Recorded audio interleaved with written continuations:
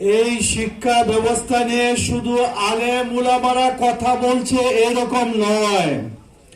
আপনারা দেখেছেন এই দেশের সচেতন নাগরিক যারা তাদের বাচ্চাদেরকে স্কুল কলেজে পড়াচ্ছে, তাদের বক্তব্য হলো আমরা এই শিক্ষা দ্বারাতে আমাদের সন্তানদেরকে ভুয়া বানাইতে চাই না, কর্মচারী বানাইতে চাই না। আপনারা শুনলেন গার্জিয়ানদের বক্তব্য। আজকে জাতীয় শিক্ষানীতির অনেকগুলো ভুল তথ্য এখানে তুলে ধরা হয়েছে।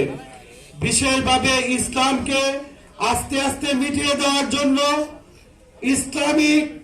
ইসলামী শিক্ষার প্রথমে নাম্বার কমিয়ে দেওয়া হয়েছে।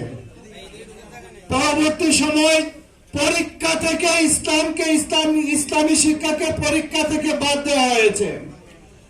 সুতরাং হেফাজতে ইসলাম এই জাতীয় শিক্ষানীতির মধ্যে যে ভুল আজকের প্রবন্ধের মধ্যে চিহ্নিত করা হয়েছে, আমরা মনে করি যে হেফাজতে ইসলামের বক্তব্য। সুতরাং আমাদের এই চিহ্নিত ভুলগুলো সংশোধন করে নতুন জাতীয় শিক্ষানীতি প্রণয়ন করতে হবে। ওহীর শিক্ষার কোনো বিকল্প নেই, সর্বস্তরে ওহীর শিক্ষা ছড়িয়ে দিতে হবে।